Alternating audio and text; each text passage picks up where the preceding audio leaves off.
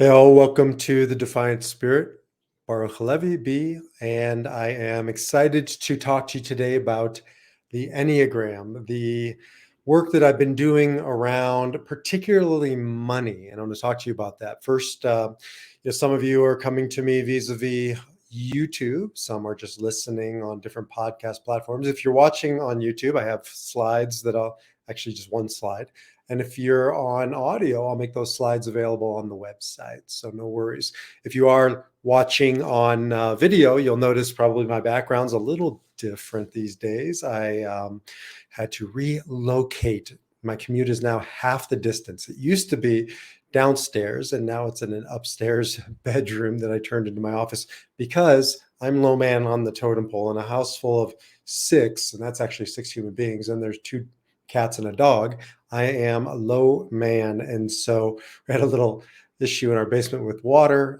Kids moved upstairs, they displaced me. And now I'm coming to you out of my newest studio. But it doesn't matter where I am because I am very excited to be working on the Defiant Spirit. It is now up and ready for you as my first program of the Enneagram, Defy Your Number, is available. Defy Your Number is an intro to the Enneagram through my particular philosophy or vantage point of the Enneagram, which is informed by Dr. Viktor Frankl. As you know, I am a student of Dr. Frankl. I am a logotherapist. He created logotherapy. Logos means meaning. So it's meaning-centered psychotherapy, philosophy, living. It's not just a therapy. It's really a way of being in the world. And his thesis in a nutshell was that we are not a number. God forbid you walk away from using my Enneagram system thinking you're a number. On the opposite, the Enneagram, based on this ancient system of 9 numbers, 9 personality types, from the view of Dr. Frankl would be that that's not who you are. That's how you react. That's where you go. That's where we all go when we're in fear, when we forfeit our ability to choose. For Dr. Frankl, there was nothing more central to our humanity, to our being here, than our ability to choose. As he said, this is the last of human freedoms, to choose your attitude in any given set of circumstances, to choose your own way. And he said this in the Holocaust when he had no external choices. He was a physical prisoner. And yet this man, like so many great men and women during the Holocaust, but other times of atrocity, who were men and women who were enslaved, who were incarcerated, and yet he was free. They're free because they find freedom from within, and they always have the ability to choose their response, their attitude, even if they can't choose their circumstances. So the work that I'm doing around the Enneagram is using it, and it is an unbelievable system to look at how we forfeit our choice, where we go when we're on autopilot, how I, as Dr. Frankl would say, react instead of respond. And so how do I take back that power? Well, you have to be able to see where you've given up your power. And that's where I use the Enneagram, and I bring it together with logotherapy, and it's called Defy Your Number. It's the basics of the Enneagram system based on videos that I've created. So that you get a bunch of videos. You have the access to an Enneagram assessment, an online test. You don't need to take the test. You can figure it out on your own by using my videos. Jump over to defiantspirit.org where you'll see Defy Your Number. You can learn more, and I have some free gifts over there for you to get started before you even have to purchase the program. So I want to talk about now the next program I'm doing 2 more. One is going to be with my sister, Rebecca Rosen, and that's going to be called 9 Lives. And that's going to be around spirituality. And she is a psychic medium, so connecting to spirit. And that's one direction on one side. And then the other direction is my other passion, which is more of a business and financial program, because I wear 2 hats in my life. And I don't see them as divorced at all. One is an explicitly spiritual path, which I've walked for many, many years. And then over the past 10 years, I've really been interested in business, in economics, and I've been a part of 6 or 7 startups, one of which I helped to take public, 2 of which went public, and just learning a tremendous amount about the business world and finance in particular, as I now really study and explore with my good friend Michael Feiner of Feiner Wealth Management, who is a financial guru, and we've brought our passions together to explore that intersection between money and spirituality or soul or meaning or purpose. And so we're doing a lot of work right now behind the scenes on money and the Enneagram and how we can take back our power to choose. That's what I want to talk about, just kind of an overview of this idea of money and the Enneagram and the different ways that each Enneagram, each personality type reacts to their money and can respond. So it's going to be a macro level of this. And then soon you'll have access to a micro level. You can dig down into each type and how you react or respond with your money, called Wealth 360. So this is Wealth 360 overview, 30,000 foot level, but I want to talk through how each type deals with money. Okay, here we go. So as always, I'm going to start with Enneagram 8, which is in the upper left-hand corner. And once you take the Enneagram starter program, Defy Your Number, you'll understand why I start there. But 8, 9, and 1 are the triad, 3 triads, of course, that's what triad means. 8, 9, and 1 are the gut, the body, the action triad. And then, so that's why we start with 8, not 9, which is at the top, or 1, which would make sense numerically. But 8 is the beginning of the action triad. So 8, 9, and 1 have a lot in common, but also express that commonality very differently. So what do they have in common? So they're all intense. 8, 9, and 1 are intense. But 8 really expresses it out into the world. And when it comes to money, on the bottom side of these circles, for those who are watching, I show the reaction kind of relationship with money. And then on the top is the response. So the fears underneath, and then the courage, the strength, proactive is, responsive is on the top. So how does an 8 react to money? An 8 is called the challenger, the advocate. Sometimes I go back and forth. It's in Hebrew, I might call it the nudnik, which is just an untranslatable word, but I'll just translate it as a pain in the ass. I say that because I am an 8 and we get to, be rough on our own type, and good for good reason. 8s are tough, right? 8s are the most intense of the Enneagram types. So 8s really grapple with control. We come off as the toughest type, but it's to cover up a vulnerability, which is really underneath the control, the intensity. And so the Enneagram 8, the challenger, is relates to money in a unhealthy way when they're becoming dominant, right? It's just this like power to overpower, to go out in the world and get my way, force my way. Disproportionate amount of CEOs are 8s, probably 8s and 3s, maybe some 7s, but 8s and 3s, I think, disproportionately make the most money out in the world. They tend to, partially because they're so hard driven. 8s, 7s, and 3s are the most active or intense, and also because they're the most forceful. And in a corporate type culture, that unfortunately is oftentimes rewarded, although I think that's changing in our modern context. But nonetheless, 8s can really abuse wealth, power as power, dominance. It also can be used as a form of protection, right? Trying to protect oneself by creating a buffer with that money. And so that's an unhealthy or reactive relationship with money that an 8 can have. Now, remember, again, all Enneagram types are there to define us as an unhealthy, or, when we're in fear or reaction. They show us where we go when we're unconscious, but it's not who I am. I am not an 8. I react like an 8, but I can respond certainly like a healthy 8 on the high side of 8, and I can respond like any of these numbers. So the point is to defy your number. Well, I defy that kind of need for dominance or intensity or, protection when I get vulnerable, when I get into what the Enneagram calls my innocence, right? And stop judging the world so harshly. When I ease up, Ariella will all the time tell me, take a deep breath, right? Get out of this intensity mode. You're pushing too hard. You're working too hard. It's going to be okay. And when I get out of that, and when I let go, get back into this innocence, into this quiet place within me, a trust, then it's no longer about dominance or protection. It's about an openness, a vulnerability. Right? The word vulnerability connected to the idea of opening our heart, sharing, letting people in, not having to feel like I'm on the defensive or offensive all my life, or as an Enneagram 8.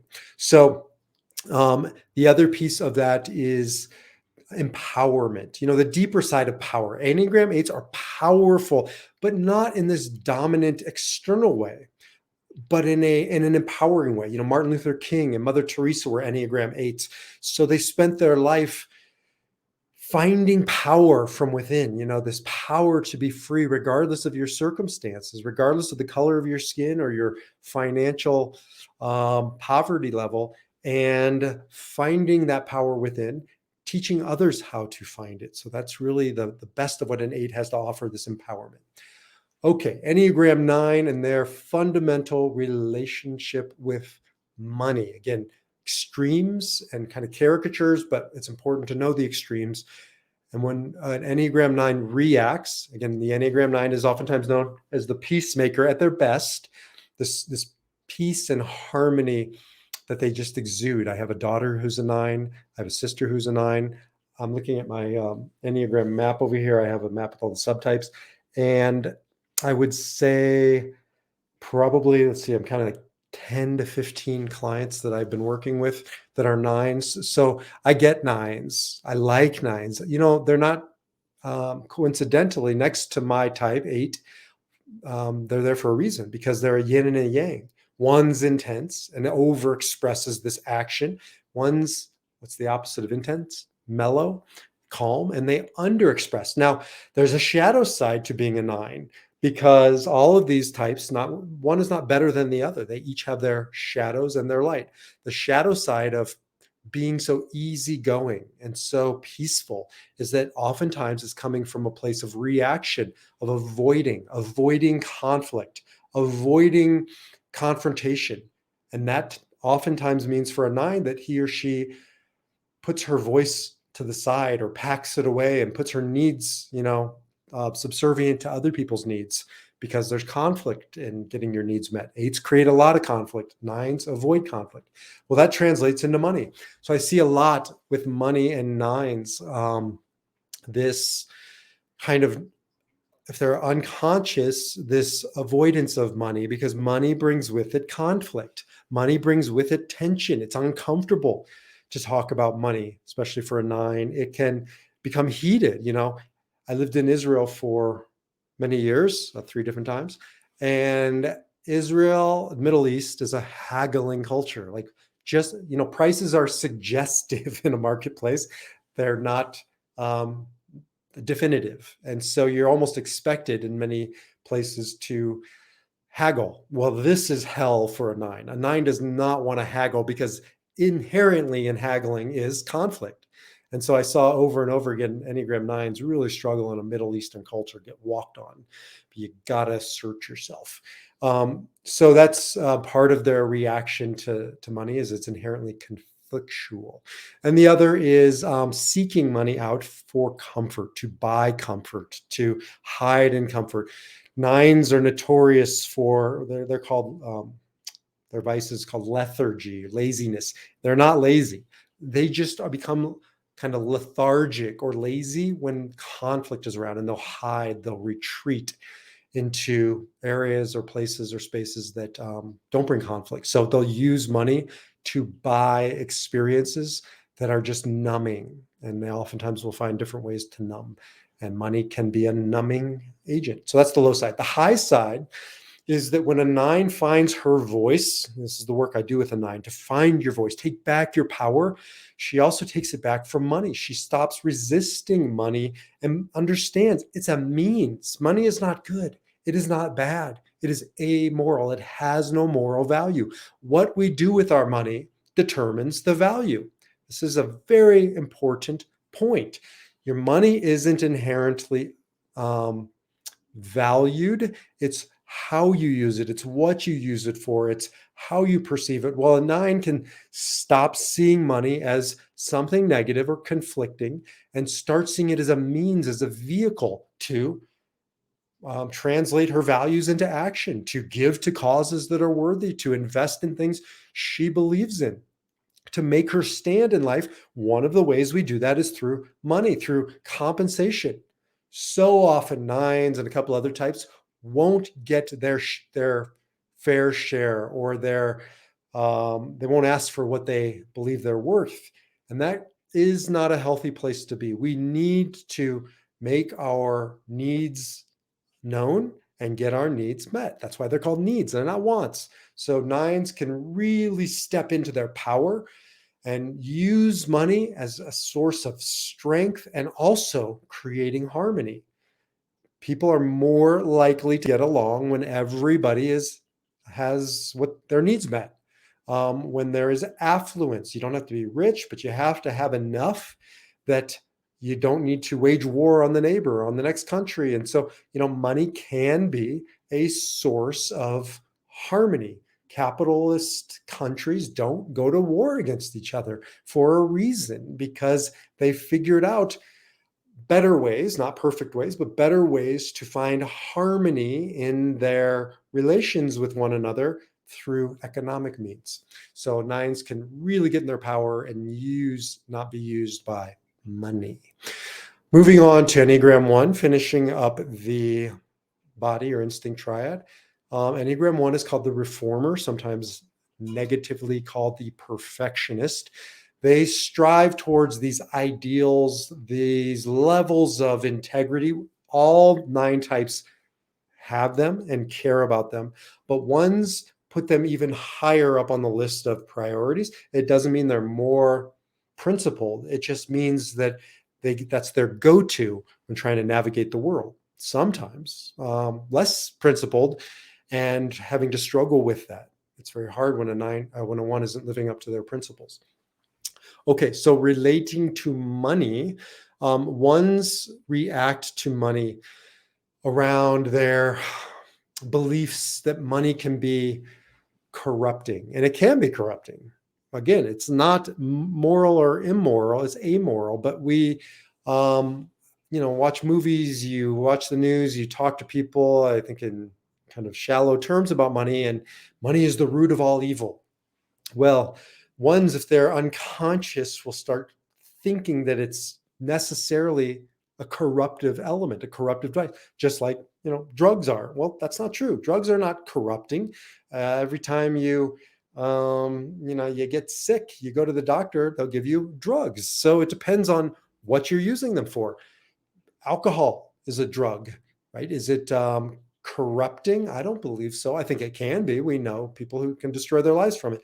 But every Friday night, we make the Kiddush, the beginning of Shabbat, the Sabbath celebration, using wine. So it can be sanctifying. That's what Kiddush means, to sanctify. So it depends how you use it. Well, same is true with money. So money is not inherently corrupting, and ones can use that as a way to push away money, as an excuse not to make money or to justify the way they're using money. And that's just reaction. When they challenge those beliefs, and they stop using money, by the way, as control, that's the other piece of it. Ones are, if they're unconscious, if they're reactive, they're probably the most controlling, 1s and 8s. But ones are much more kind of perfectionistic. And again, reacting, they'll use money to control their environment, their circumstances, the people around them. And that's reaction. Now, when they do the work, when they go to the higher side of their Enneagram type, they choose, like Dr. Frankel says, to stop reacting and start responding as a 1. They will move more towards the deeper side of perfection, not being perfectionistic, right? That's losing oneself in the quest for perfection. But perfection is about, I think of the Hebrew word shlemut, which means more of a wholeness. It's more of, and the word shalom is in there. It's perfecting the world, as making it as whole as possible, and understanding that messiness and imperfection is built into the system. Well, ones will start using their money to help perfect the world. Ones can be the most giving philanthropically of all types, and it comes from this deep longing to perfect the world. Money is a means to accomplish that. And money can also be a means to align yourself with your values, to make sure you're living your values. It's a litmus test. You want to know how somebody's values? It says in the Talmud, look how they spend their money. Look at what they spend their money on, and that'll show you their values. And so ones, when they're responding, like money as an opportunity to show, to demonstrate their values to themselves and to others, that they're living in alignment with integrity. Integrity means wholeness. Okay, Enneagram 2, 3, and 4, the heart types, or the feeling-based triad, have a similar but nuanced relationship with money. These three in the triad. Enneagram 2, the helper, the nurturer, the probably most relationship-oriented of all the Enneagram types. This is the Enneagram type that is all about connection at their best, but at their worst, they will start manipulating relationships. Enneagram 2s do not like to hear this, and it doesn't mean if you're a 2, you're a manipulator. It means Enneagram 2s operate from this place of feeling like they're not enough. 2, 3, and 4 all live with this perennial feeling of I'm not enough. Now, 2s try and overcome that by proving that they're needed, that they're worthy of love, by being relationship oriented, tending to your needs. And so 2s will manipulate around money. I've heard many stories of unhealthy 2s offering money to family members or friends with strings attached, even if the strings aren't articulated, but it's kind of a give to get at a very unhealthy level. You have to be wary of a 2 that's giving you something, and it could be money, it could be compliments, it could be time and attention, if it's coming from a place of give to get. Now, a 2 that's working with me, because I work with a lot of 2s, a lot of 9s, they are on the higher side, and they understand that's a natural reaction if they're unconscious, subtle or not so subtle ways, and they'll stop trying to manipulate around money, and they'll start understanding it as an opportunity to connect. 2s notoriously buy things for loved ones. Well, that's a wonderful gift, but sometimes 2s will give them even if they don't want to give them. They'll give them if they can't afford to give it. They'll make contributions to charity that they just are living beyond their means. And so a healthy 2 will understand that in that moment, it's no longer about connection, it's something else. And he or she will take a step back, and they'll become more conscious about their money, and they'll use it as a way to build connection, to build relationship, to give when it's time to give, and to not give as an act of love, to say no when it's time to not give. But money is always revolving around relationship for 2s and building them. Enneagram 3, the achiever. This is the success-oriented Enneagram type, like the name suggests. Enneagram 3s live with this feeling of not enough and try and overcompensate by achieving, creating, producing, succeeding. 2, 3, and 4 are all the sort of more image conscious, and 3 is especially an image conscious, and it can get in the way when they're in reaction, when they're in fear. They'll really want to be seen for how do they look around money and the things money can buy, cars and houses, and image is very important. It'll be achievement oriented, all about acquisition, right? How much can you buy? It's a stereotypical understanding of money. And the Enneagram 3, they take a lot of whipping in like Hollywood, movies of crass 3s. You know who they are. Nobody lives only like that. These are caricatures to help us understand the extremes of an Enneagram type. And this Enneagram 3 unhealthy can really be caught up in image and acquisition, the things money can buy. Now, when he or she does the work, it's no longer about look at me. It's no longer about money as a status symbol or a means to get what I want and show the world that I got it. It becomes more of a vehicle to achieve at the deepest level, right? To create, to build. And it isn't for self. This is a type that really needs to do work around self-transcendence, as Dr. Frankl talks about. I'd say 3s, 4s, and 7s, in my experience, really need to do the most work around getting past themselves. And when they do, they lift others up around them like no other types, especially 3s. There's nothing like being around a successful 3 who's successful on all levels, not just financially.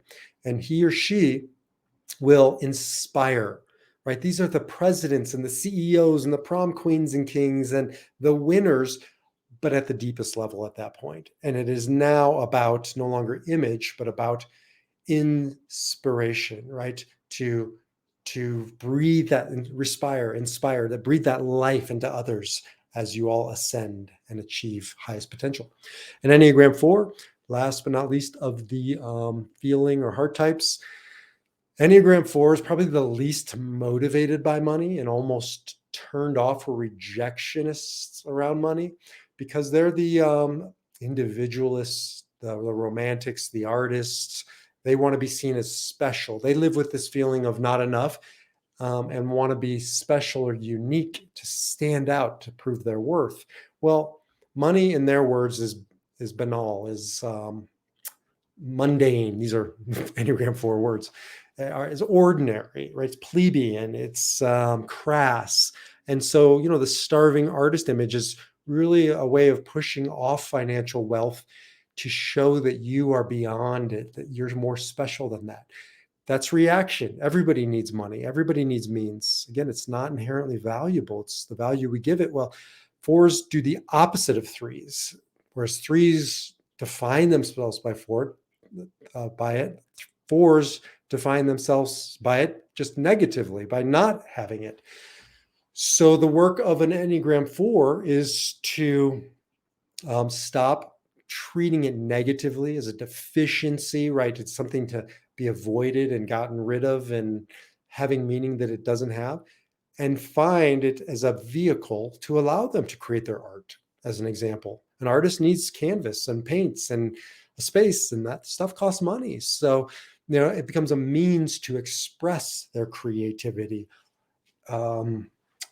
All creativity needs a means in this world to become manifest. Artists engage in the real world too. They just sometimes are not honest about it. It's about being honest. It's about embracing money as a means to an end, and the means is to be creative, to express themselves and share the best of what they have with the world. Okay, moving on to the last 3, Enneagram 5, 6, and 7. These are the head types. Thinking is their default. Enneagram 5 is the inward thinker. They take all this energy and they really go inward. They are the investigator at their best. They can become isolationists. The hermit, if they're not careful, disappearing from society. And they treat money in a reactionary way, as if, similar to the 4, they reject it. 4s reject it because it's plebeian, it's ordinary, it gets in the way of their art. 5s can reject it because it draws down on their resources. It's, consuming. And 5s are conservative with a small c. By nature, they are always conserving. They are always sometimes hoarding, withholding. They feel depleted by people, by emotion. They're the head type. They want to live, if they're, again, reactionary, unconscious, in their head, in their thoughts, behind walls, minimizing. They're the minimalists, minimizing all of their externals, so that they can live as meagerly as possible, to expend as little energy as possible, because they always feel like depletion is happening, and they go into survival mode. And that's not a life, that's surviving, but surviving is not enough. So when Enneagram 5s do the work, they ascend out of that reaction and that kind of holding up in the castle. They come out into the world, they participate, and money becomes a means to get there. So Elon Musk is probably an Enneagram 5, and he's a healthy 5. Warren Buffett's an Enneagram 5, a healthy 5. They use money to participate in the world in big ways. I mean, those two are massive participants in the world, and you can feel with both of them. They have a detachment to the money. They don't care about the money. It's not about the money for them, versus, more of a Wall Street type, which, clearly is more of a 3 type. But this is much more about what they create, like the 4, but how they're participating in the world and building those bridges. That's a healthy 5. And then emanation is knowing that everything they need comes from within. So they don't spend their life hoarding. They have enough. They don't need, money. Yes. Does it come from the outside world? Well, yes, but it really comes from the inside of us. We generate the money based on our ideas, our desires. That translates into action, into worth. A 5 will get back into the best of themselves when they stop believing that they don't have what they need. Like the 4s, they have what they need. It comes from within. And once they do, they stop hoarding their resources. Okay, Enneagram 6, also a thinking type at the center of thinking. They struggle with thoughts. They spin around and around, whereas a 5 goes all into thinking, and a 7 represses thinking and comes across as almost not thinking. 6s get into analysis paralysis, and you can see this around money, where they start to worry. 6s will naturally worry about everything. Money becomes preoccupying and can even paralyze a 6 because they define it as a source of safety.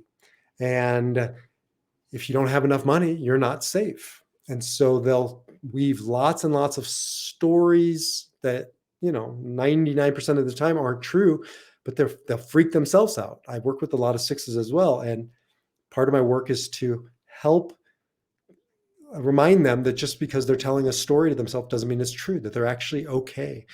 They become very suspicious if they're unhealthy, if they're reactive. And that can happen around money, where suspicion around money itself, suspicion around people who make it, who have it, who want it, who ask you for it. And so again, almost a paranoia type of a feeling, and money really exacerbates that.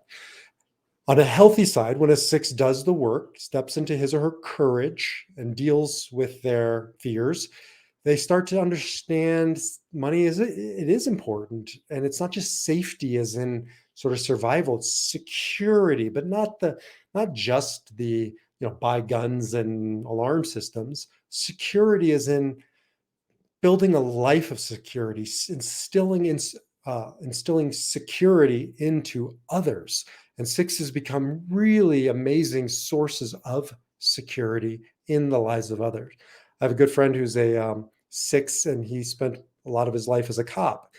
And he, like all 6s, grapples with his fears, but he channeled that through finding courage and dealing with that by giving to others a sense of security as a police officer.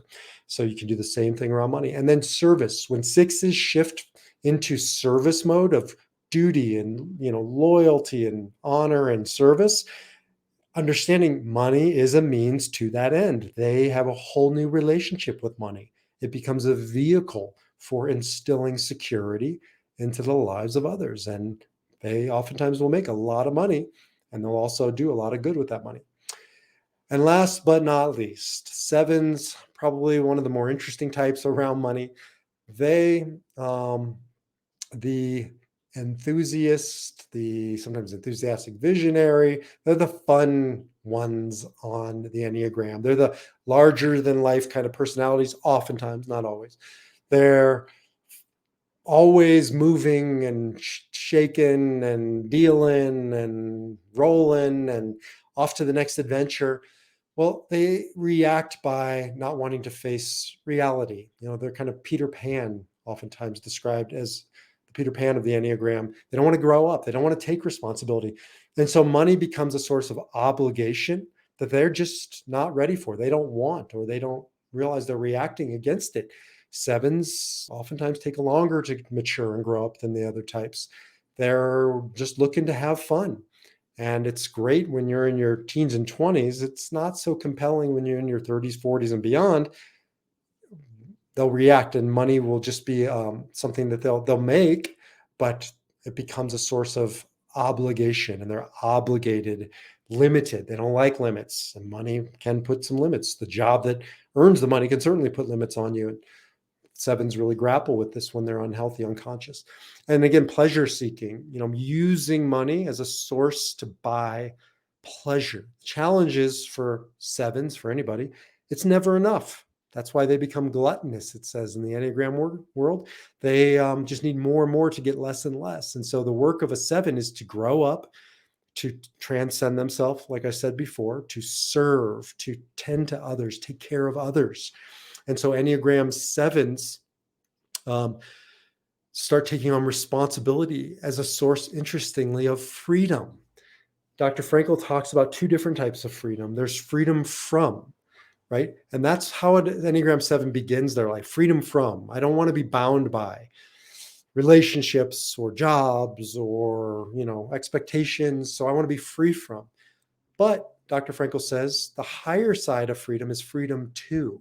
I am now free to serve. I am free to give. I am free to participate. And 7s, when they grow up, they have this energy like nobody else. They channel it towards others, towards a greater good. And they have this capacity to earn a lot of money because they're just, salespeople. They're likable. They're good at what they set their minds to doing, and usually service related. And so they'll utilize their wealth and their resources to do good, to pioneer new directions in life.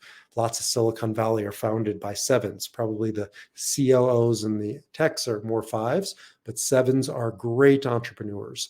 And so when they grow up and they take responsibility, they experience a true freedom like never before when they were unconscious. And that's how they respond. And so those are the 9 basic, again, 30,000 foot view of ways that each type reacts to money and responds to money. Have a whole program eventually coming out around this, Wealth 360, again, with my friend Michael Feiner.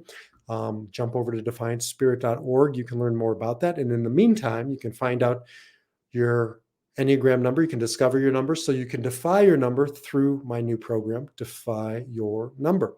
Jump over there, check it out, shoot me an email, tell me about your number, your experience about your number, struggles with your number, and your especially your relationship with money. And I can incorporate it into my new program. I would love to hear from you. So shoot me an email at Baruch, B-A-R-U-C-H, at mysoulcenter.org. And until the next time, defy your number, live your spirit. Shalom, salam, namaste. Peace.